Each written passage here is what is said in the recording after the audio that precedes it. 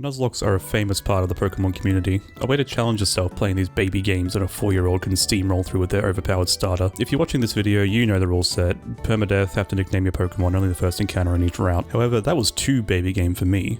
I really wanted to challenge myself as someone who used to play competitive in Gen 5 and has become kinda washed since. I wanted to see if I had what it takes to beat a hardcore Nuzlocke of one of my favourite Pokemon games, Pokemon White. Now the rules to a hardcore Nuzlocke are quite similar to a normal one, add all the normal rules, but also I can't use items in battle, so no potions. I can't overlevel the next gym leader, so if my next gym fight is Lenora, her Watchog is level 20, so that means if any of my Pokemon go over level 20, I can't use them anymore until I beat her and the level cap rises. I'm also playing with Dupe's Claws, so if I catch a Patrat in Route 1, I can't get a Patrat as an encounter later in the game. Also, my battle style is set, so I don't get the chance to switch my Pokemon every time I defeat an opponent's Pokemon. I know, that's a lot to get through, but it's the first time I'm doing one of these, so I have to go through the rules, viewer retention versus viewer comprehension. Without further ado, here's how my attempt at a Pokemon White hardcore Nuzlocke went. Our journey begins in New Vima Town, mashing A through some exposition before we are allowed to choose a starter.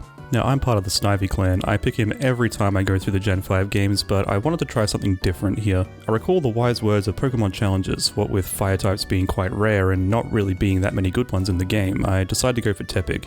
Also ignore the follower thing there, someone followed with a really long name and it broke, and it wasn't worth the effort to just fix it for them because it would break the next time someone followed. It fixes itself eventually. Also yes, I should mention this was all streamed on my Twitch channel, twitch.tv/funmachine8, and most of my Pokemon were named after viewers and members of the Discord, at least until I ran out of names.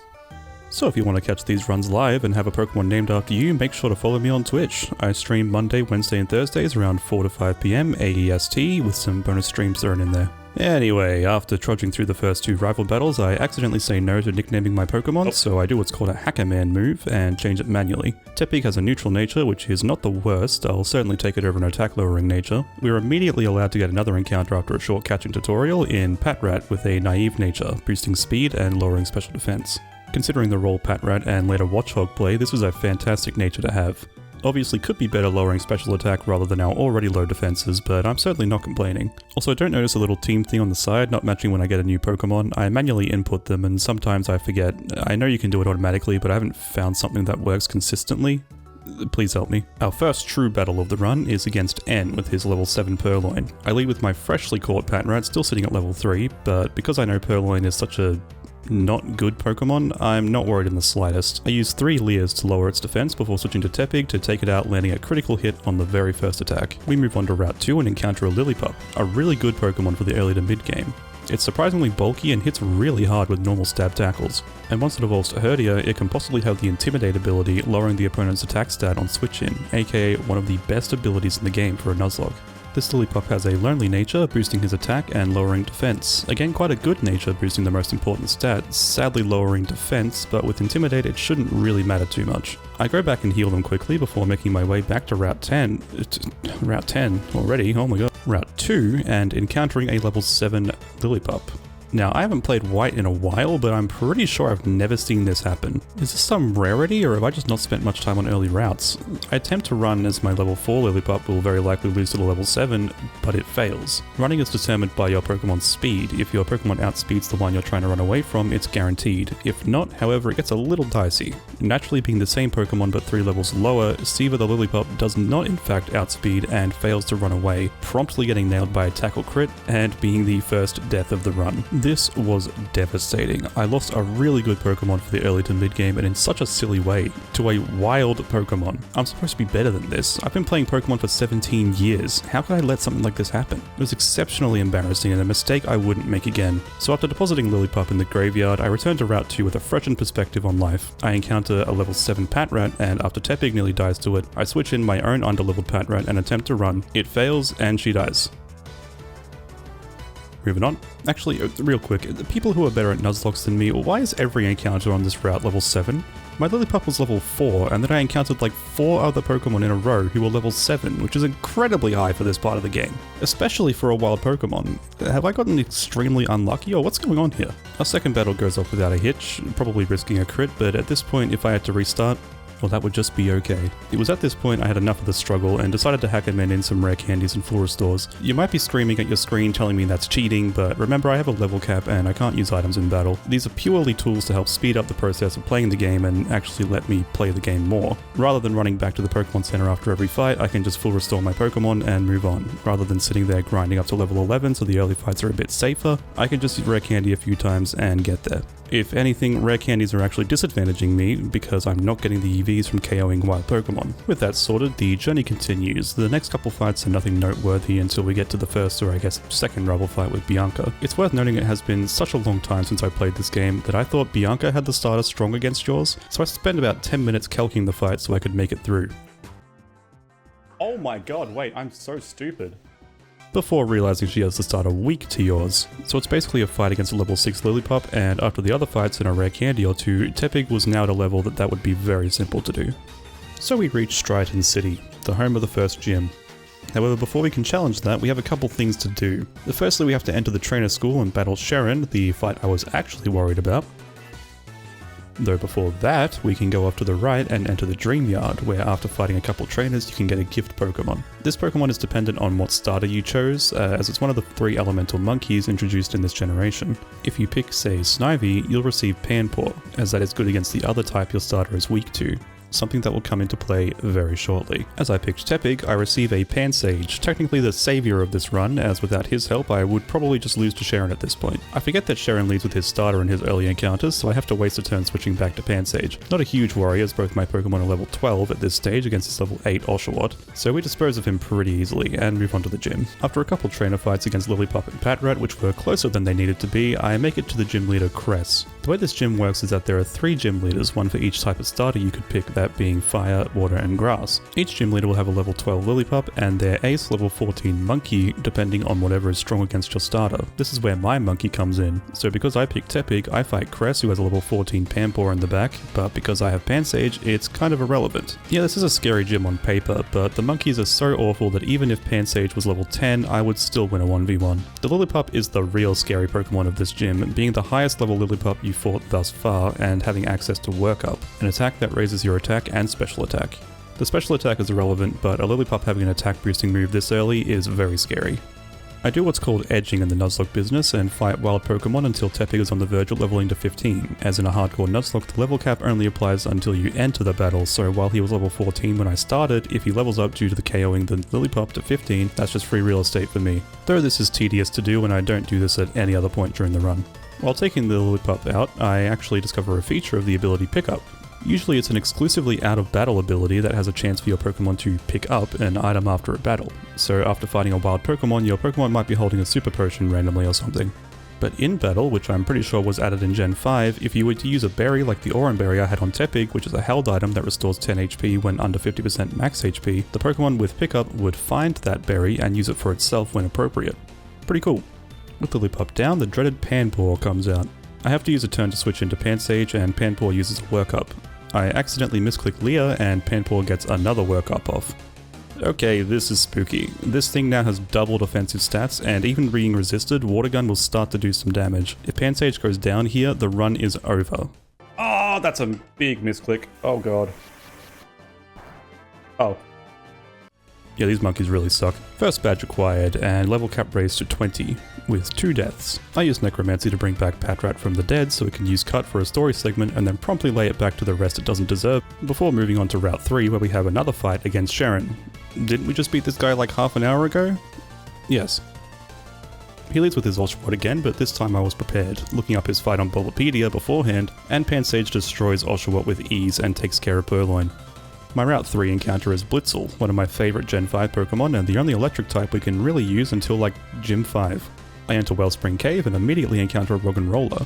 I love this Pokemon, it was pre-selected to be on my team back when White initially came out. However, I don't much like this Roggenrola for reasons that will become clear later. This Roggenrola had an adamant nature, raising his attack and lowering his special attack, basically the perfect nature for it, very good stuff. Promptly dealing with the Plasma Grunts, I travel down Route 3 and make it to Nacrene City, the home of the second gym. Sharon gives us some Chesto Berries which will be very useful against the gym leader, but first we have some more encounters to get. Over to the left in Pinwheel Forest, we can possibly pick up one of two fighting types. Timber, who is a very physically bulky and physically powerful Pokemon, at least when it evolves, but it would be helpful in the upcoming normal gym. Or we could get Sork as we're playing white, whereas we would get Throw in black. Both pretty good early game Pokemon. We get... Now design-wise, I don't mind this thing. Gameplay-wise, good lord if this isn't the most worthless encounter in all the land. The only thing this has going for it is fast growls to soften the blow of some heavy hitters early game. For reference, when it evolves, it gets a pretty decent attack stat, so what kind of flying moves does it get? Gust, Air Cutter, Air Slash. All special moves. All doing not much damage at all, and it can't take a hit to save its life. When I see this on an opponent's team, I cheer for joy, because it's just a free kill. Our next fight is N2. He leads with Pidove, so no issues there. Timpole goes down to Pansage, and Timber is felled by Pignite onto the gym. The gym trainers pose little to no challenge, but I'm already feeling the pain of having to rely on Arm Thrust as my only fighting stab move. I did pick up Rock Smash and Pinwheel Forest, but as long as Arm Thrust hits more than twice, it's doing more damage than Rock Smash and has the potential to do even more. Pignite's moveset was pretty important at the moment, so I couldn't really get rid of anything to make room for Rock Smash for just this fight. I gave Pignite Workup, the TM we got from defeating the first gym, as an integral part of my strategy for this gym. I lead Roggenrola and set up an Iron Defense as her lead Herdier goes for Leo, a net positive term where I just get +1 defense. I then spam Mud Slaps until Herdier is down to -6 accuracy, and then switch into Pidove where I spam Growl until Herdier is at -6 attack. I then switch to Blitzel and Thunder Wave it, finally switching to Pignite as Lenora Super Potions Herdier. This is actually really good as it allows me to get 2 Flame Charges off, boosting my speed so I'm faster than her ace Watchog. Pignite was equipped with the Chesto Berry, so even if it did outspeed and use Hypnosis and put Pignite to sleep, he would be unaffected. One simple Arm Thrust and the usually spooky Watchog is down. 2 badges, 2 deaths. And here I mess up a little as I catch a Petlil as my encounter for this new area that I'm in, right? What do you mean both of these areas are Pinwheel Forest? It doesn't matter overall, I barely use her and you'll see. I deal with Team Plasma pretty easily, picking up the Miracle Seed and Moonstone along the way. Castelia City is here and home to the 3rd gym leader Berg. These gyms are just flying on by.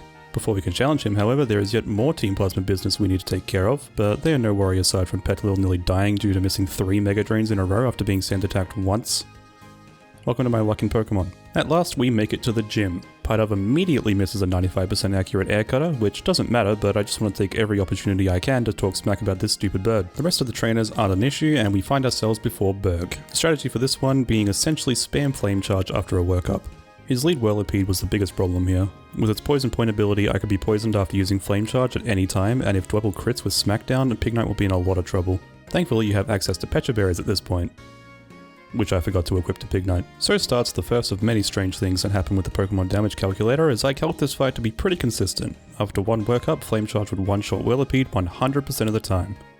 Except it didn't. Welcome to Random Natures on AI Trainers. Each Pokemon an opposing trainer will have a random nature, boosting and reducing random stats, so even though you calc everything and everything is supposed to be hunky-dory, sometimes things like this happen. Whirlipede has a plus defense nature, allowing it to live a +1 Flame Charge on 1 HP in this case. After recovering from that and risking some more poison, Whirlipede finally goes down, bringing out Dwebble.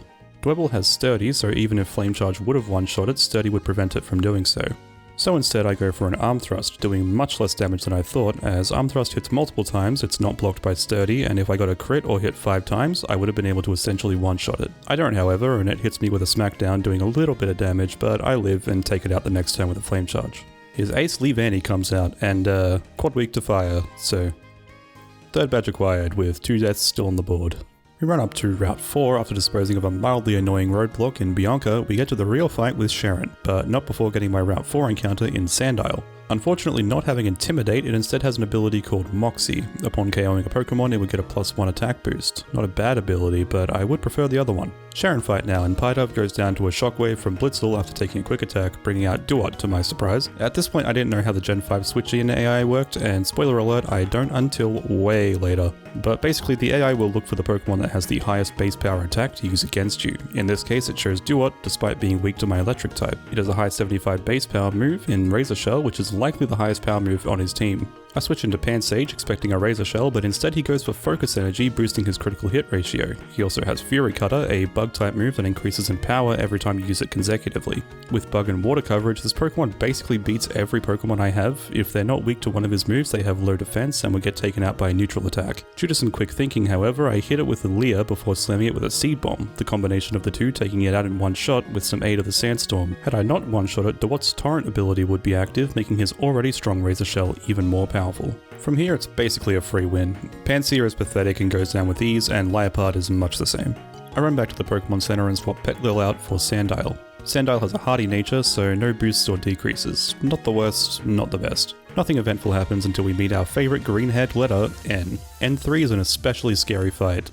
Let me introduce you to Sigilyph. Fast, specially powerful, and basically destroys every Pokemon on my team. It's a Psychic Flying type, so it immediately beats Pignite and Pansage. It's a special attacker, so it beats Roggenrola, and just has good enough moves to beat my other Pokemon who might resist or be immune to some of its moves. On top of that, N also has a Darumaka.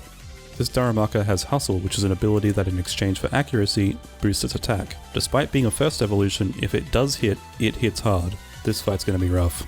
I lead Pignite into his Sandile, where he goes for an embargo, preventing the use of items in battle. Oh no. I take it out with a single arm thrust, bringing out the demon.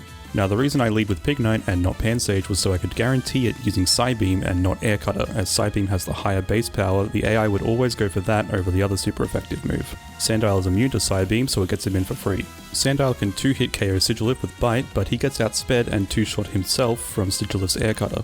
Naturally, if I want Sandile to survive, which with an electric gym coming up I definitely do, I need to switch out. I decide to go into Blitzel, who would resist Air Cutter and maybe outspeed and take it out with a Shockwave, or if all else fails, try a Quick Attack. But I didn't do the calcs, and Sigilyph outspeeds and hits hard with a Psybeam, taking Blitzel out. Now what I could have done if I was more prepared for this fight is level Blitzel to 27, where he would evolve into Zebstrika, becoming much more powerful and probably safely living a Psybeam or actually outspeeding Sigilyph here. I wasn't going to use Blitzel much in the next gym, so it wouldn't overlevel, and yeah, due to this I wouldn't use Blitzel at all in the upcoming gym. Desperate, I go into Tranquil and go for Quick Attack, and of course it doesn't kill it. Thankfully Psybeam doesn't crit, and Tranquil survives, so I can go for a second Quick Attack and take it out. Darumaka comes in now, so I switch to Roggenrola, who doesn't take Fire Punches as well as I was hoping he would, and now we start to see why I don't like this Roggenrola very much. The only rock move I have available is Rock Blast with 25 power and 90 accuracy. It works like Arm Thrust, hitting 2 to 5 times, essentially giving it 50 to 125 base power, which isn't too bad.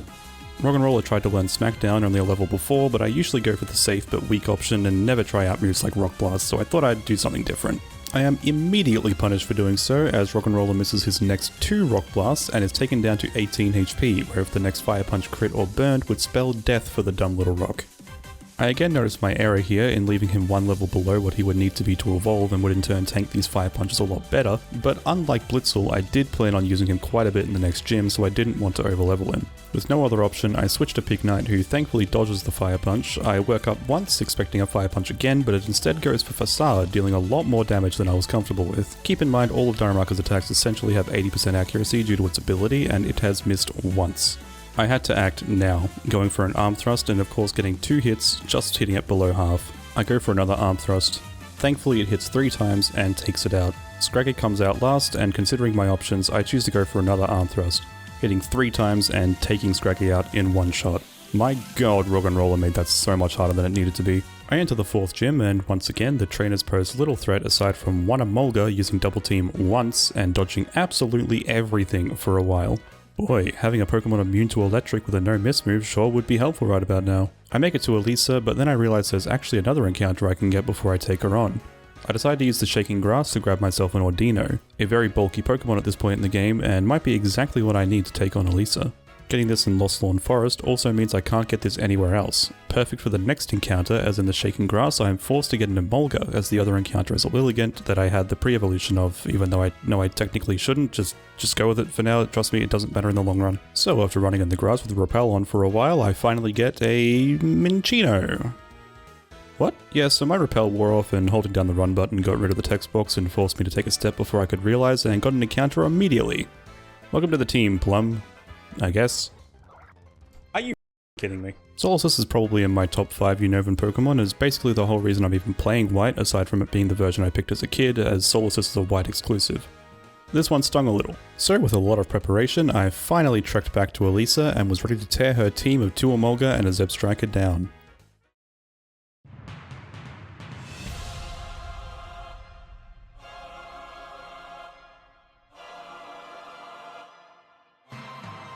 The thing that makes Elisa probably the hardest fight in the game is a little move called Volt Switch. At 70 base power, it's a very strong attack to have at this point in the game, and it acts like an electric type U-turn. So after doing damage, it switches the Pokemon out and allows the user to put another Pokemon in on the same turn. This is an incredible move for keeping momentum in a battle in your favor and can set up some really good plays. Emolga is also a pretty good Pokemon for this point in the game. Being a single evolution Pokemon, it has good stats, very fast and hits quite hard. So naturally the solution is to weaken one with some stat lowering moves and set up on it so you can sweep through the rest of the gym. Elisa laughs in your face and kicks you while you're down because thanks to Volt Switch, all stats that are lowered will be removed upon the switch while dealing a hefty amount of damage back to you. I had a really hard time coming up with a strategy where everyone lives, so I didn't. I planned on sacrificing Tranquil because it was worthless to get a free switch into Sandile which would one-shot Zeb Striker with the Dig TM that I forgot to pick up on a previous round. But I had to deal with those damned Emolga first, and that's where Ordino and the newly evolved Boldore come in. Ordino is very especially bulky and can tank many Volt Switches before actually going down, and with Secret Power can do a decent amount of damage back. The plan was to use Ordino and Secret Power spam until Ordino was nearly dead, then switch to Pignite forcing Emolga to use Aerial Ace, and then switch to Boldore as Boldore could only take 1 Volt Switch until it went down. Once Boldore lands his 90% accurate Rock Blast and one of the Emolga are down, I would switch to Sandile on the Volt Switch, KO it with Bite, get the Moxie boost, and one-shot Zeb Striker the next turn, with Tranquil as a sack and Minccino as backup if needed. The fight begins and things go well at first. Volt Switch does a small 20 damage and Secret Power does a solid 40% to the Emolga that comes in. This happens again, so both Emolga are at 60%, another turn passes and Secret Power brings one of the Emolga down to around 25% healing range. Elisa has 2 Hyper Potions at her disposal and the first would be used here. I see this as an opportunity, however, with a turn lost on healing that I could bring in Boldore for free and one-shot with Rock Blast, as even hitting just twice kills from full health. This is an incredibly important turn, where if it hits, I have a good chance at beating Elisa, and if it doesn't, she has a good chance of beating me. Okay, yep, there's a Hyper Potion. Alright, come on. Come on. If you miss this, I'm just gonna let you die, I think. Nice max roll. Do not fucking miss.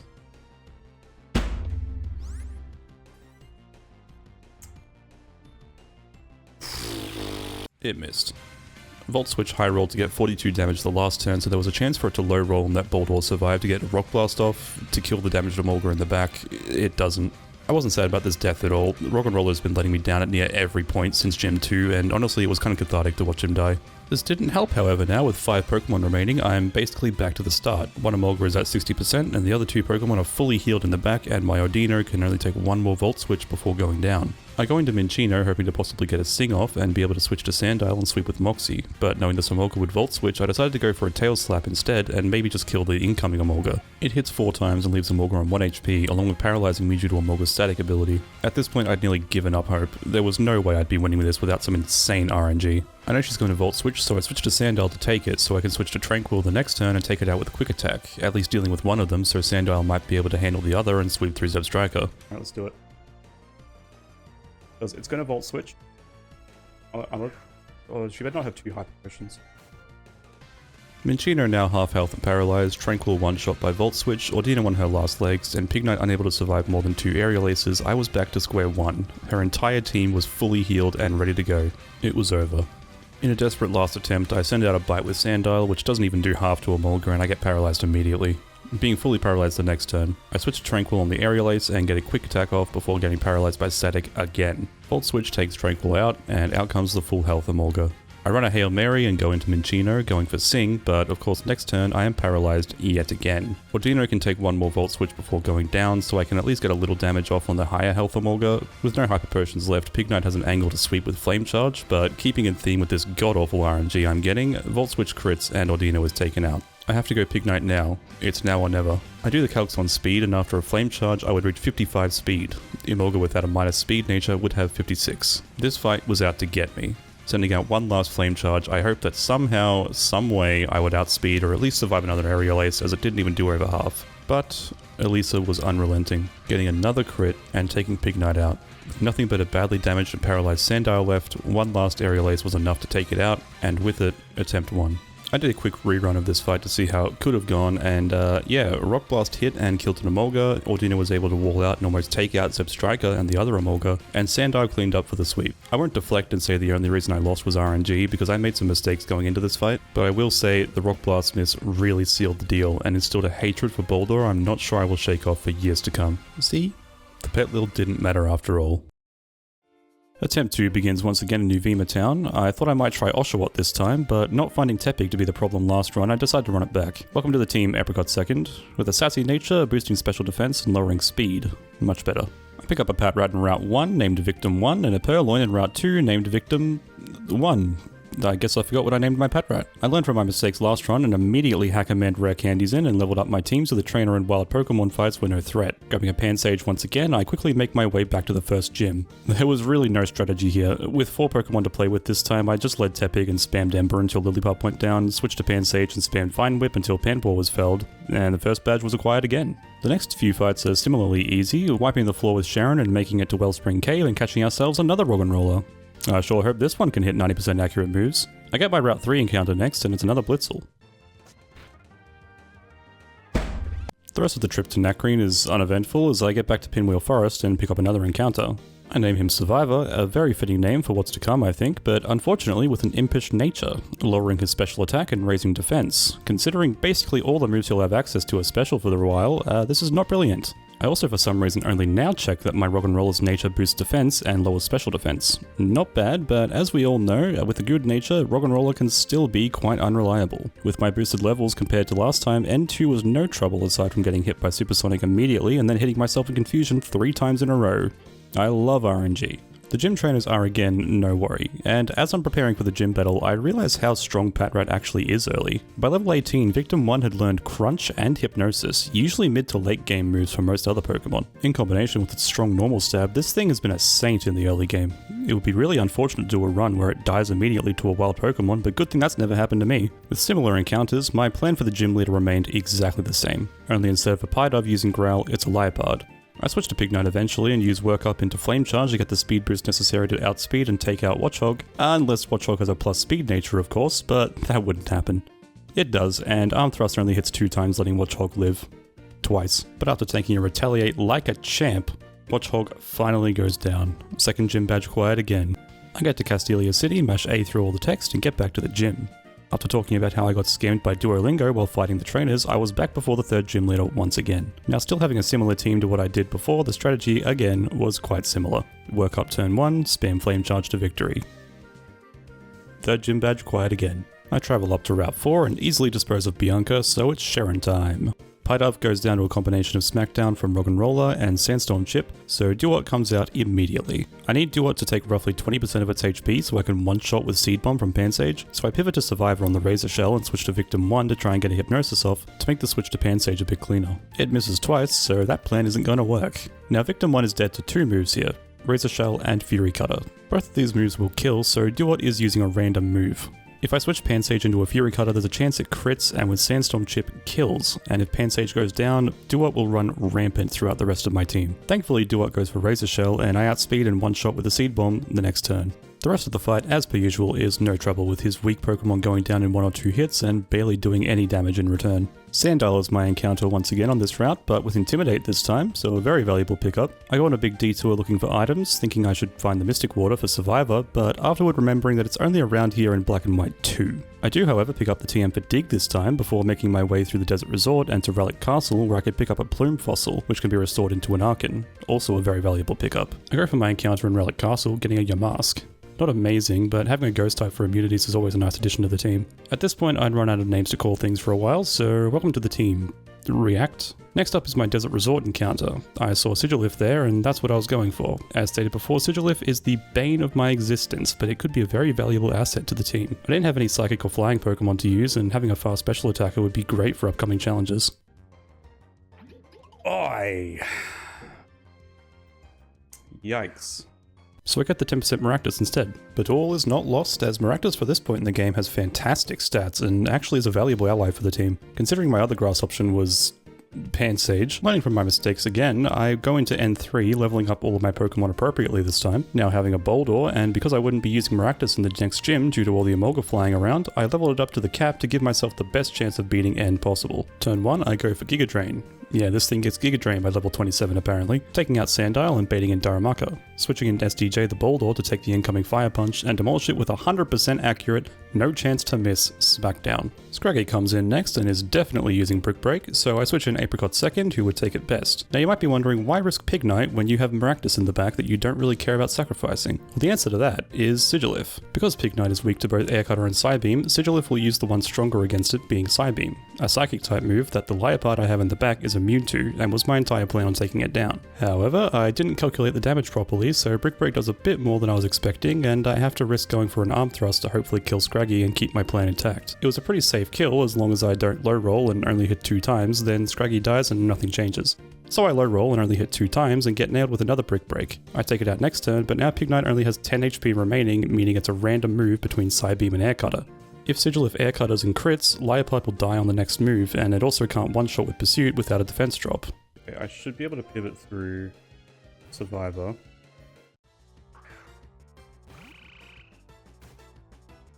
Whirlwind. Okay.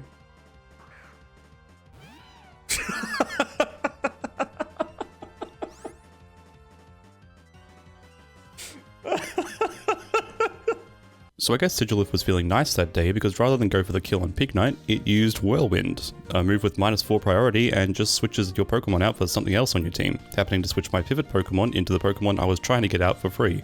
With the free switch, I hit it with a Fake Out for some free damage and set up a Hone Claws before killing it with Pursuit.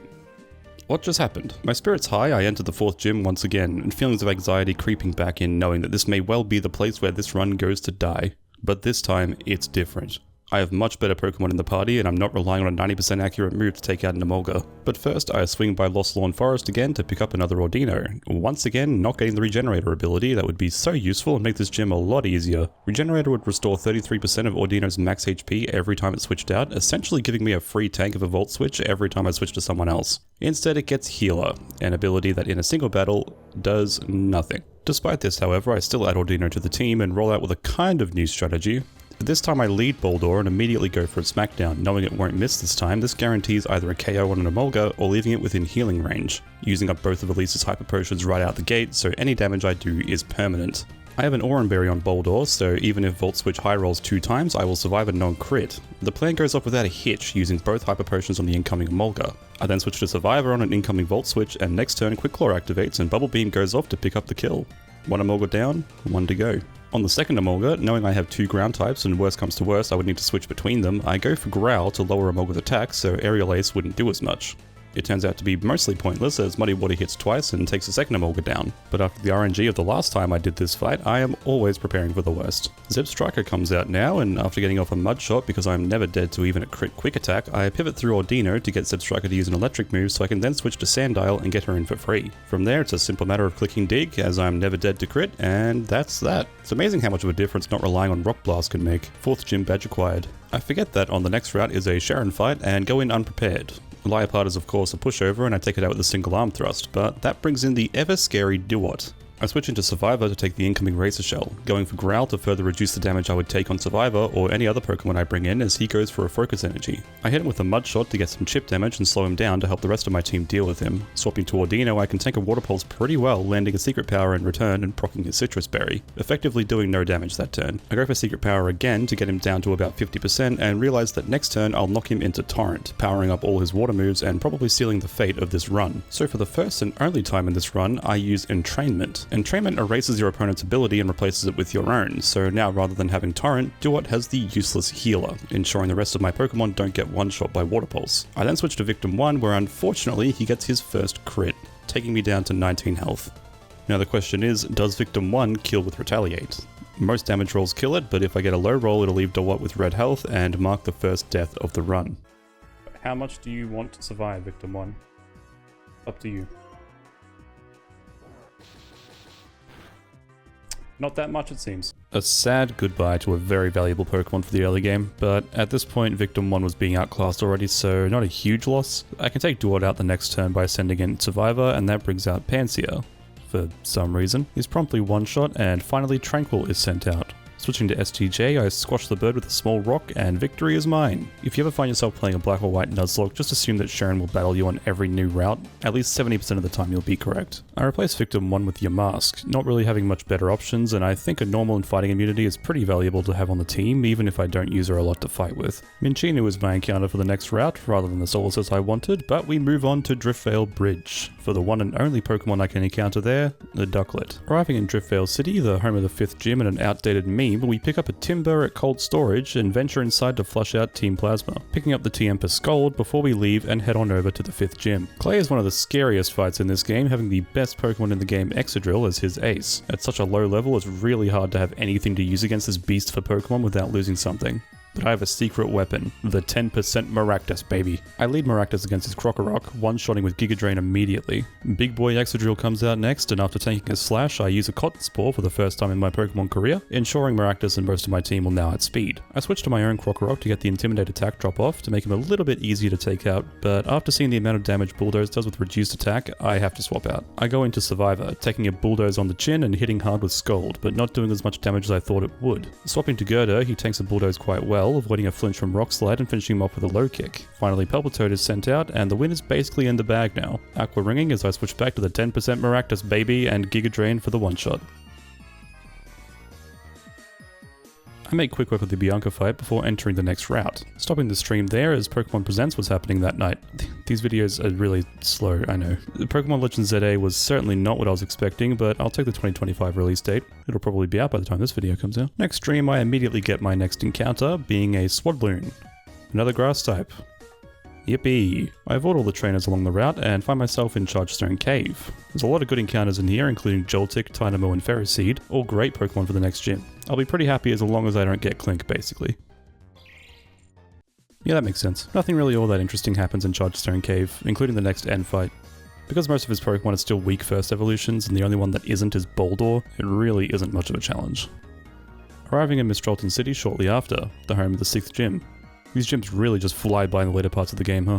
Moving up to the next route, I try to once again go for an Emolga in the Shaking Grass, as at this point I didn't have an electric type to deal with Skylar's ace. And, well, the same thing happened as I was repelling. But I still got an electric type in the end, so can't complain too much. I dodged some trainers and hit others, but eventually make my way to Celestial Tower, doing my best to dodge as many trainers as I can as I realize that I've leveled my Pokemon up a bit more than I probably should have. With a Dark type, most of the trainers are a joke, and the others are still not difficult. I pick up a spell tag and get my encounter, a Litwick. While not greatly useful now, it will become an integral part of my Elite Four team. Chandelure is a bangin' Pokemon. I ring the bell at the top of Celestial Tower as I realize I don't have a Pokemon with Fly, so I have to run back down like an idiot, getting the TM for Charge Beam before returning to Mistralton City.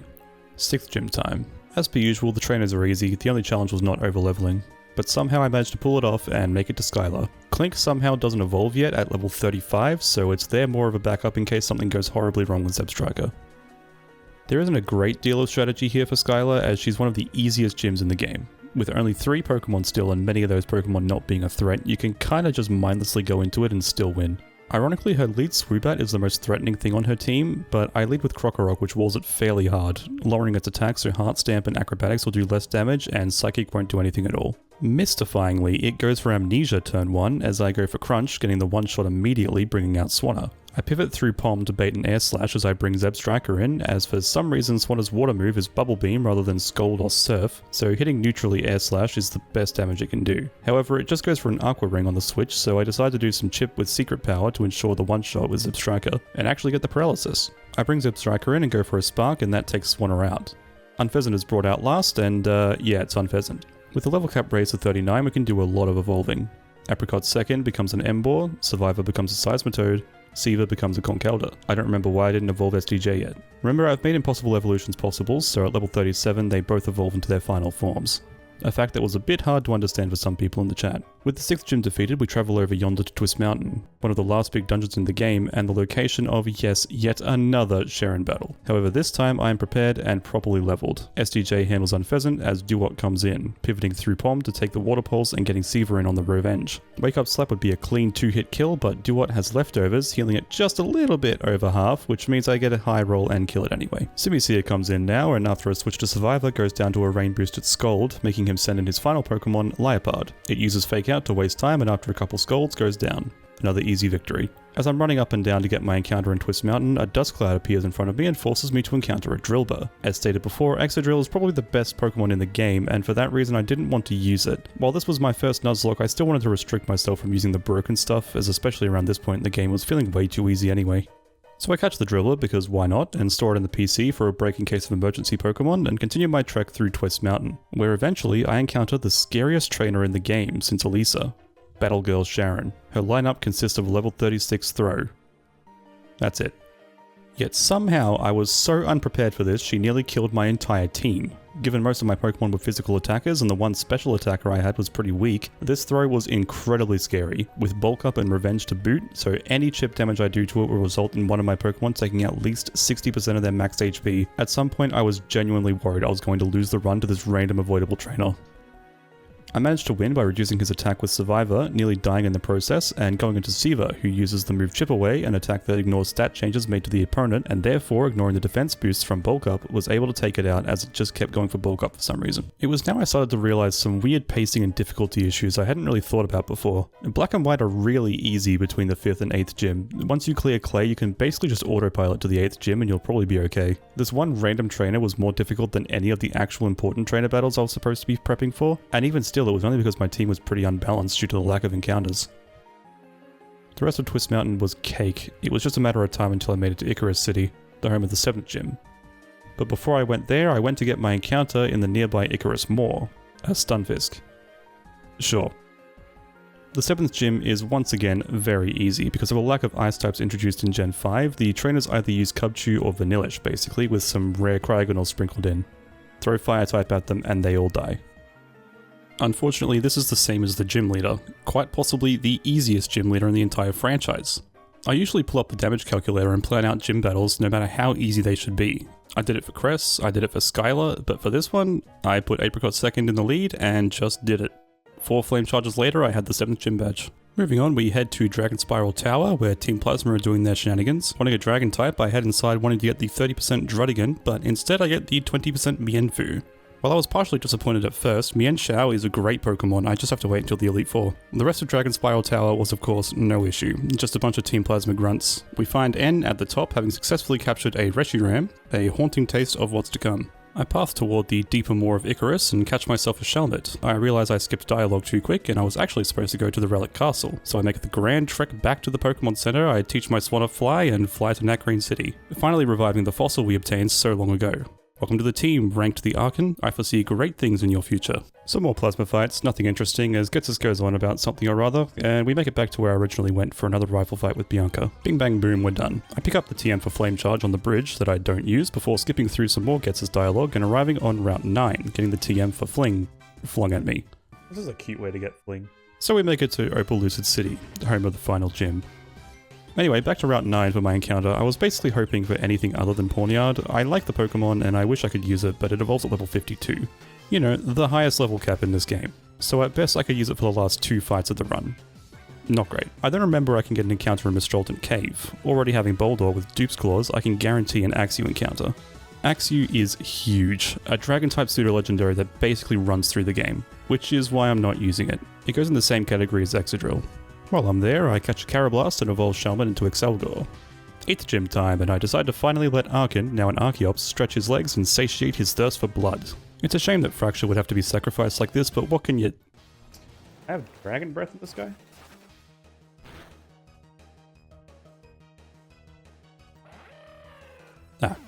Yeah, I wasn't really paying attention because I was getting kind of bored with how easy this game was and didn't think Fracture would outspeed even with +1. So marks the second death of the run and Archeops being used for all of one fight. With Archeops down, there was only really one replacement, Stunfisk.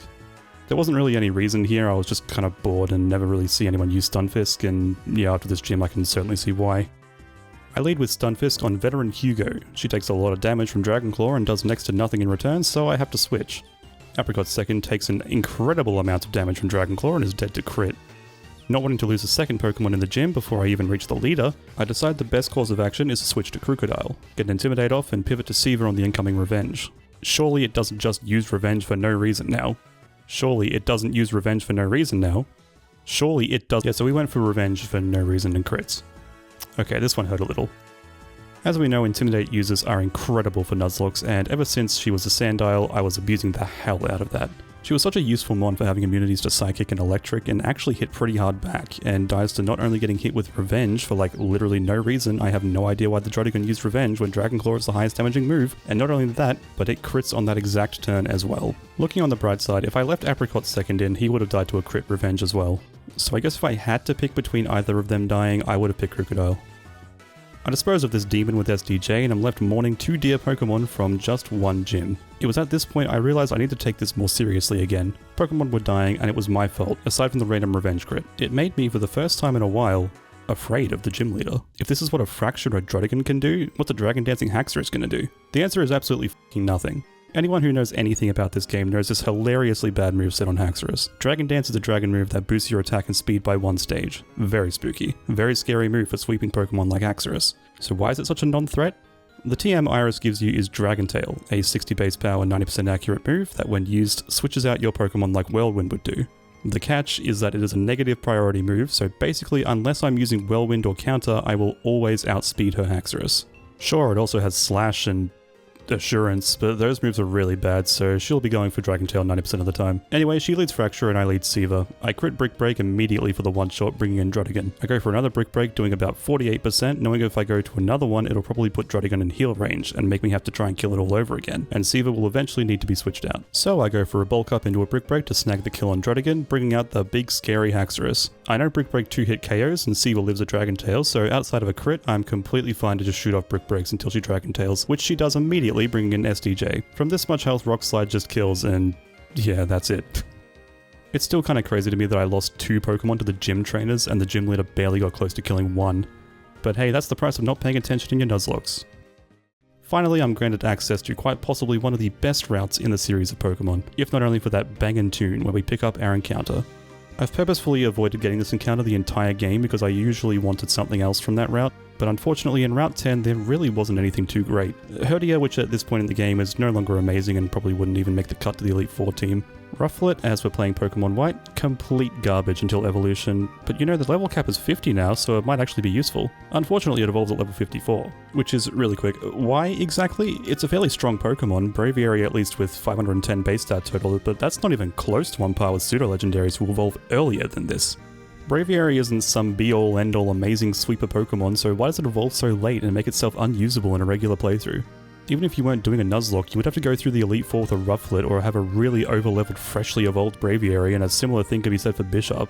2 really cool Pokemon I would like to use more often, but they evolve so late you rarely can, and for seemingly no reason. Game Freak even noted their mistake by giving you a free Braviary or Mandibuzz in the Route 4 desert at level 25 so you can actually use one during a playthrough, but it just begs the question more of why did you make it evolve so late in the first place? Okay, anyway.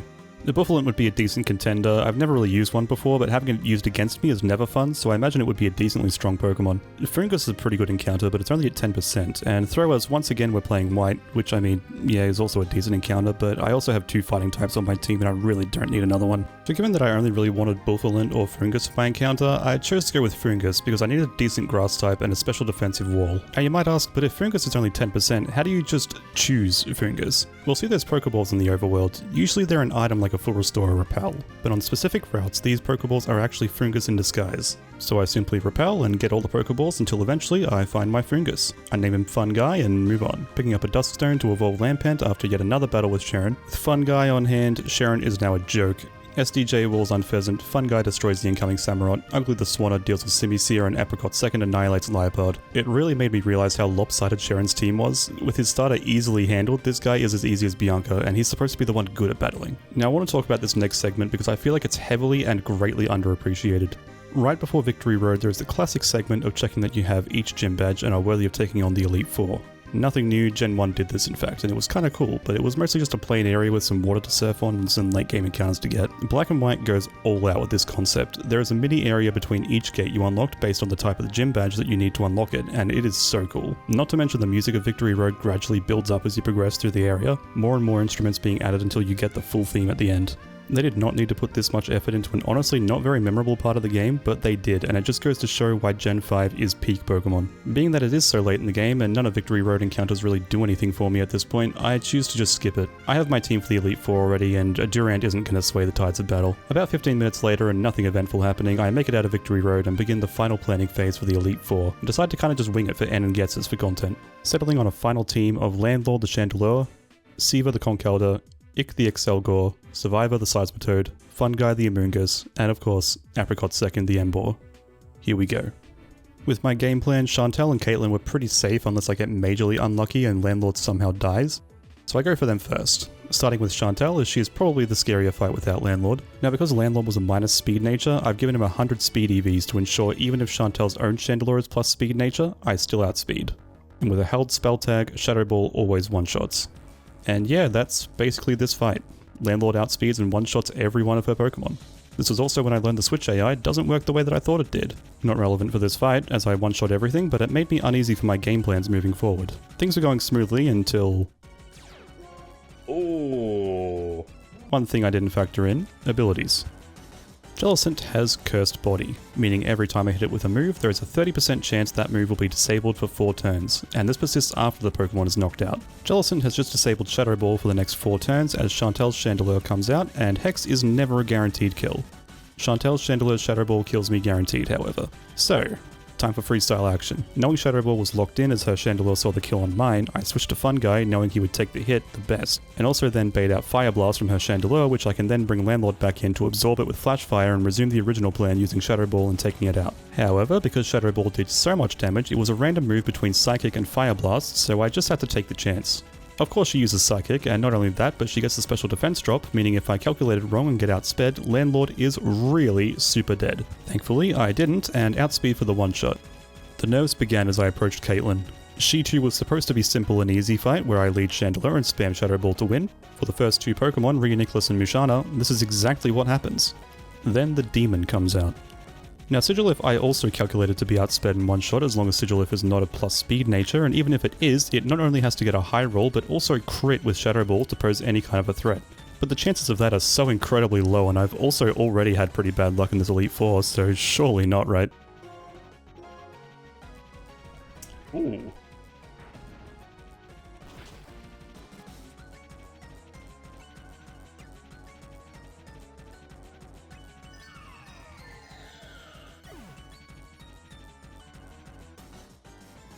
What? I'm beginning to think seeing cracks in my plans and then saying f it for content is starting to negatively impact me. I was in panic mode now. Landlord was my get out of jail free card for basically every member of the Elite Four, and he is dead. Everyone but Survivor is weak to Sigilif and gets 1 or 2 shot by it while also being outsped. This was seriously run-endingly bad. But with chat by my side, I persevered. The only Pokemon that can outspeed Sigilif was Ick, so I decided to U-turn to get some chip damage off before going into Survivor, where I make another colossal mistake. Using the Pokemon damage calculator, I calculated that a Surf from Survivor would only do about 38% to Sigilif, and I would get 2 shot from this health. Thinking that this was the end for Survivor, I was deciding whether to Surf and then go down, or Rain Dance into a Surf as I would then outspeed with Swift Swim. My only reservation for Rain Dancing was that Apricot Second's highest power move was Flamethrower, and I may need to bring them out once Survivor goes down. In my anxious and muddled state, I decided to just Surf, bringing Sigilif down into the red. A lot more damage than I was expecting, and revealing that if I had Rain Danced and then Surfed, it would have cleanly killed the Sigilif. But what happened here? I'm doing like 15% more damage than I should be, and then I saw it. Survivor's level was set to 39 from when he was last imported into the calculator, and not 50 like he actually was. Knowing a full restore was imminent, I go for Rain Dance so I would outspeed and maybe crit for the one-shot, but unfortunately it doesn't happen. Sigilif is down to the red once more, but after another attack he'll no longer be living up to his name. Except that's exactly what he does, rolling Air Slash from the random move that Sigilif would use to kill, and Air Slash missed, using another full restore before finally taking Sigilif out with another Surf. Thank you Survivor, you have quite literally saved this entire run. Unfortunately, there was no one I could safely switch to once Gothitelle came out, and Survivor, after doing the impossible, had to make the ultimate sacrifice. Doing just under half to Gothitelle before finally being laid to rest by a Psychic. Crit mattered. I send out Ick, and with one final U-turn we can— Are you kidding me?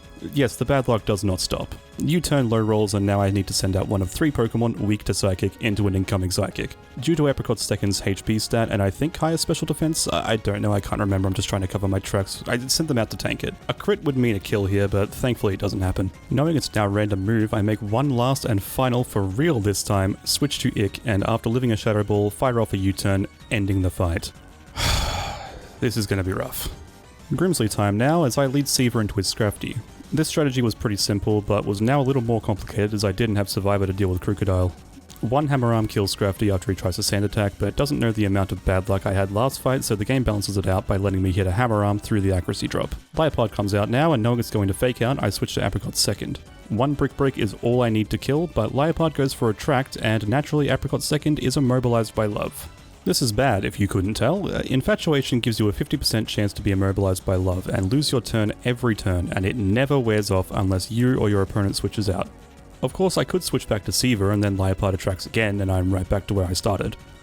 If Apricot Second doesn't hit through Attract in 2 to 3 turns, I have to switch and hope Seaver can, and if they can't, well, the run's dead. Never did I even consider Liepard being any amount of a threat thanks to the copious purple cats I have murdered throughout the entire game without even thinking. Yet here we are now facing one that can end my run. By the lucky stars of somewhere, I managed to break through on the second turn and take Liepard out. Well, now time for the Pokemon I was actually scared of going in. After a lot of thinking, I go into Ick to tank the incoming Earthquake and use U-turn to do a lot of damage and bring in Seaver. But rather than going for Crunch or Dragon Claw, it goes for Foul Play, which was fine by me as it has no chance to lower defense. Seaver's Rocky Helmet knocked them down to healing range so I could fire off a Hammer Arm for free, but it isn't a guaranteed one-shot, and knowing my luck with this Elite Four, it wouldn't be. So I decided to go for a Bulk Up on the full restore turn, taking an Earthquake and getting the one-shot. Bishop is the last barrier to overcome, and after dodging an Aerial Ace crit, we hit another Hammer Arm and take the W. There was one left. The fight that even in my planning I thought would be hard. For reference, I thought the other 3 fights would be insanely easy, and I'm 2 Pokemon down and narrowly escaping like 4 separate run-ending situations, so my confidence was not at an all-time high. Despite this, I took a deep breath and entered the fight. Leading Seaver once again, I plan to bulk up and Hammer Arm for the one-shot on throw after he Circle Throws me once. With the Rocky Helmet chip damage, it should be enough. But here's where I notice a weird thing. Much like Gen 3 AI, the Gen 5 AI seems to like to use speed lowering moves whenever they can when your Pokemon is faster, so instead of going for Circle Throw he goes for Bulldoze turn 1, meaning Hammer Arm doesn't kill. Already the plan is going off the rails. After a full restore and another bout of messing around and resulting in all of his full restores being used, I finally get him into a position to be taken out. Though instead of going for Circle Throw on his last turn he goes for Stone Edge. I don't get it either. In comes his Conkeldurr for the second mirror match of the Elite Four. Not really though, because I immediately switch to Fun Guy who takes a Hammer Arm and paralyzes Conkeldurr with Effect Spore. This could be really bad as Conkeldurr can have Guts, an ability that raises your attack by 1 stage when suffering from a status condition. This one doesn't though, I checked. Now that I outspeed, I just chuck out a Giga Drain and a crit seals the deal. Bye bye Conkeldurr. Sork comes out now and with the Retaliate crit could probably take Fun Guy out in one shot. But I didn't really have another option at this point, or it could just use Stone Edge. Why are you not retaliating? You make no sense. You make no sense. I stole him out of Stone Edges using Synthesis, and wanting more recovery from Giga Drain when I kill him, I mix in a Clear Smog risking a Stone Edge crit. And then he's got... You have Retaliate! Why are you not using it? Mienshao comes out last, cosplaying my Boldore from run 1 and missing a 90% accurate move immediately and going down to 2 Giga Drains. Despite being one of the scariest fights I projected in the Elite Four, he turned out to be the easiest. N makes his move and a massive castle surrounds the Pokemon League. He goes inside, leaving us to chase desperately behind him.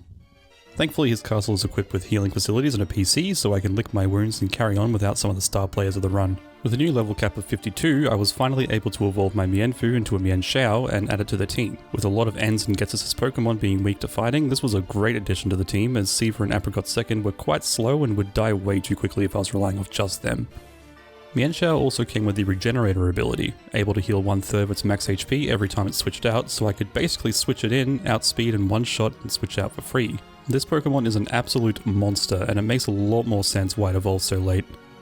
For my final party member, I chose Haxorus. I know I said I wasn't going to use him because he makes the game too easy, but it's like the last 2 fights, come on. I'm not going all the way back to the start because of some sense of pride, and I needed a way to deal with Reshiram and Haxorus fit the bill. Making my way up to the top of the castle, I enter the final room of the run, and set the stage for the final battles. I projected N to be pretty simple aside from one major factor. Archeops. With fast and powerful acrobatics and Stone Edge, this thing basically one-shot my entire team while outspeeding 2. Knowing I wasn't going to win with my current team, I swap out Ick the Excelgor and bring in STJ the Gigalith, purely to deal with Archeops. With his high defense and rocky helmet, I plan to switch him in on acrobatics and nail the Archeops with a rock slide for a one-shot. Sad to see Ick sit the last fight out, but her usefulness had diminished and she was basically just there for fast yawn. We catch Zekrom because we're required to, and their final battle begins. I lead Haxorus into his Reshiram, and after living a Fusion Flare, I go for a Bulldoze, as Dragonclaw would not one-shot and I didn't want him critting the next Fusion Flare and killing me. With a follow-up Dragonclaw after the speed drop on Reshiram, N's Legendary Dragon goes down, bringing out Vanilluxe, but this was a simple switch into Apricot 2nd, who would easily tank the incoming Blizzard or not care about Hail being set up. Flamethrower is not a one-shot here, but I decided to go for it to waste some of N's full restores because this is probably the lowest risk Pokemon he has on his team.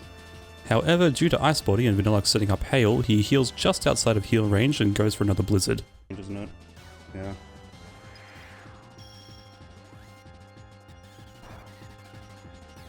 No way. This is really bad now, as every turn you have a 20% chance to remain frozen, and this effect can last infinitely. If you have a physical fire move, you can defrost immediately, but I have Flamethrower. Thank you, Embor's horrid level up learn set. Knowing with my luck Apricot 2nd would not thaw next turn and a crit Blizzard would kill, I had to switch. The only real option was to Mienshao, who could tank a Blizzard and outspeed for the one-shot with Drain Punch, recover some of the lost HP, and switch out with Regenerator to restore the rest. However, Vanilluxe goes for Flash Cannon for a reason I would have to assume, so no risk of freeze. Vanilluxe goes down to a Drain Punch and brings in Klinklang. Now N has a Zoroark on his team and it's always disguised as Klinklang for some reason, despite both of them sharing a weakness to fighting. Thinking that it didn't make any sense for him to come out with Klinklang, I assumed it was Zoroark, and after doing some calcs I go for a Drain Punch as I can survive any non-crit move from Zoroark and didn't really have a better switch in. However, Klinklang goes for Metal Sound, revealing it actually was Klinklang. I debate with myself if N has full restores, as if he uses one I'd have a free turn, and if not, he could go for a Thunderbolt and at -2 special defense would likely one-shot me. So I switch to Siva, and N does indeed use a full restore, but I can get the one-shot with Hammer Arm as Klinklang just goes for another Metal Sound. Now comes out the real Zoroark, and Siva being at -2 special defense is threatened by a strong Focus Miss. Not wanting to essentially risk the run on hoping Focus Blast misses, I make a switch to Fungi and using his incredible speed dodges the incoming Focus Blast.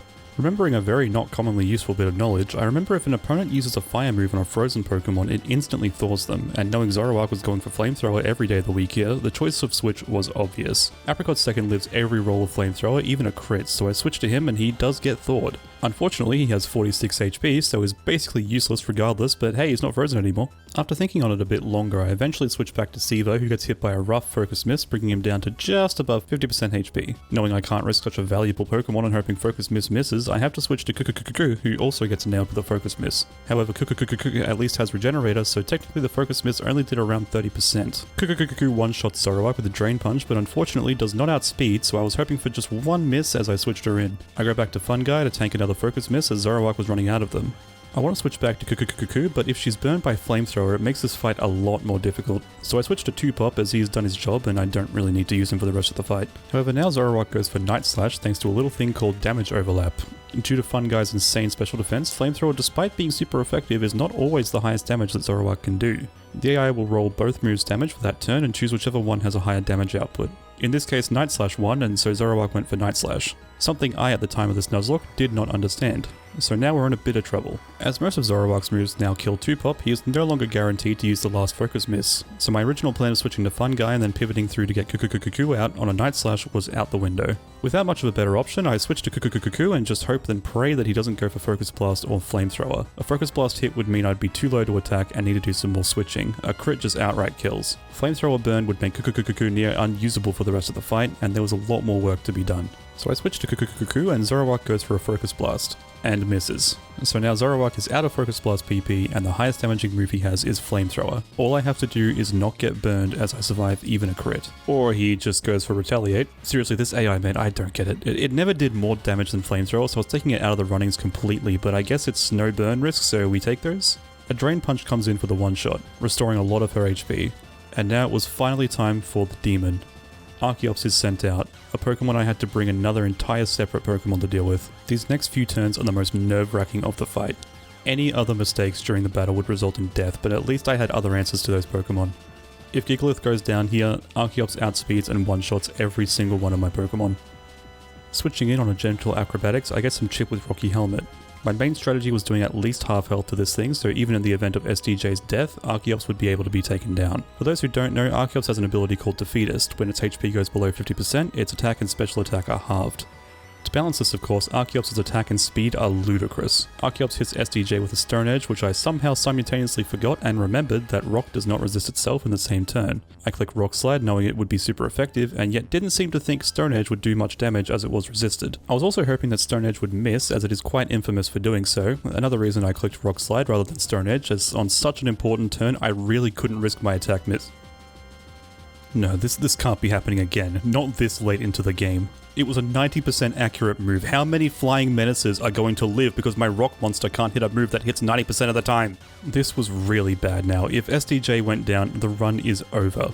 Acrobatic spam ends my entire team. After spending a few minutes berating my rock monster who let me down at every turn, I finally switched to Siva, expecting another Stone Edge, which of course now misses. I switched back to SDJ on an acrobatics to get some more chip with Rocky Helmet, but now I'm in an even worse position. SDJ is on 24 HP, meaning every move Archeops has will now kill. I can no longer guarantee a Stone Edge, and anyone I switch to goes down from a single acrobatics. I have to just hope, whatever move End chooses to use, it's not acrobatics or the run is over. I have to hope for Stone Edge, and I have to hope it misses. So after cursing at my buffoon of a Gigalith once more, I click Rock Slide and pray. I can't believe it. Archeops actually picks one of the 4 moves that can miss, and then misses, allowing Rock Slide to finally connect and take down the Flying Menace. The run survives, but there's still one Pokemon remaining, Caracosta. Expecting either a rock or dark move, or at worst Aqua Jet, I switch to Cuckoo and get hit with an Aqua Jet. Another quirk of the AI I didn't know until now, if it sees a kill with a priority move, it will always go for that rather than clicking a random move. So even though all of Caracosta's moves killed SDJ, the AI would always go for Aqua Jet there. I use U-turn to switch to Fun Guy on a waterfall and to break Caracosta's sturdy, being able to heal off the Aqua Jet damage with Regenerator and bring Cuckoo back in on a Stone Edge or a Crunch. Except Fun Guy's Effect Spore is procced and paralyzes Caracosta, meaning I now outspeed and can take the kill with a quad effective Giga Drain. N is finally defeated, and I can hardly believe I got through that without any deaths. That is by far the most intense N fight I have ever had, and maybe the most intense Pokemon battle I've ever had in a main series game. The best part was, I wasn't done. There was still another fight to be conquered. In the name of content, I didn't do any calcs and just winged it, confident enough in my ability and the flexibility of being able to sacrifice 5 Pokemon to make it through. He leads Cofagrigus, and I with 2-Pop. Make a hard switch to Fun Guy, predicting a Toxic, and forgetting that his Cofagrigus has Psychic, but he just goes for Protect turn 1. Okay. I then deliberate a little on whether to go for Giga Drain or get a Toxic off myself and stall him out. Eventually I decide on Toxic, but he just protects again. Then he protects again. Finally, he goes for Psychic and surprisingly outspeeds me, meaning he must be a plus speed nature. A very inconvenient thing, as I now can't stall him with Synthesis, as another Psychic crit would kill me, and I needed Fun Guy alive to deal with Seismitoad. I eventually decided to switch in 2-Pop on the Psychic. Now Dragon Claw would kill with toxic damage, but I didn't want to get rid of my rivalry ability, as with Gets's Pokemon all being male, it just means I do more damage to all of them. But with how little damage Bulldoze did, and the fact that I didn't have a great counter to this Cofagrigus, I decided I would have to go for Dragon Claw now and just take it out. This brings out Hydreigon immediately. Unfortunately, 2-Pop just barely doesn't outspeed, and with an incoming Dragon Pulse from the pseudo-legendary, no one on my team would appreciate taking a double hit before even being able to attack. My fighting types are incredibly important for this last stretch, so I can't risk a crit on them. Amoonguss I still need for Seismitoad, and Gigalith I needed to wall Electros. So with just one fight under its belt, we say goodbye to 2-Pop. With that sacrifice, we get Severin for free, dodging a Dragon Pulse crit as we retaliate with a heavy Hammer Arm, getting the one-shot. I just want to take this time now, as Buffalint comes out to say that this is the most accurate Conkeldurr I've ever had the pleasure of using. I don't think he missed a single Hammer Arm in this entire challenge, and you might say that's not impressive because it's 90% accurate. Watch any other Pokemon playthrough I do, and you will see me miss Air Slash 3 times in a row consistently. I just want to give Seaver an honorary GOAT status now before we continue. As Buffalint was now out, I had to make another switch. He was going random move as multiple of his moves killed Seaver from this HP, so there was no way to guarantee it. Though I thought it was most likely he would go for Head Charge, as that was the most likely to kill, so I switched SDJ in, and thankfully he does indeed go Head Charge, doing minimal damage to SDJ and not only taking recoil but also Rocky Helmet damage. But now the question was, who takes an Earthquake? I eventually decided that SDJ takes an Earthquake, as I needed a Bulldoze to go off so most of my team would outspeed in the event that I needed to sack him. I'd find another way to deal with Electros. Luckily, I don't, however, as I can now swap in Cuckoo on the guaranteed Earthquake, only doing around half. I was only dead to high roll crit. I hit the Drain Punch and down goes Buffalint, while healing back most of the damage I just took. Now comes out Electros, probably the scariest Pokemon Ghetsis has for my team. The plan was to keep Apricot II and Fungi alive for Seismitoad and Bishop in the back, but anyone else was fair game. All I had to do was get Electros down to about 55% so Cuckoo could finish him off with a jump kick. So I begin by U-turning into SDJ, getting some damage in before tanking a light acrobatics and getting some Rocky Helmet chip. Expecting a flamethrower now, I switch back into Cuckoo, seeing as long as I dodge the burn, no one has to die in this situation. However, Electros goes for Wild Charge for some reason, taking Cuckoo down to 47 HP, but doing enough damage to itself in recoil that now jump kick was a clean kill, provided it hits. Drain Punch is a range. That's...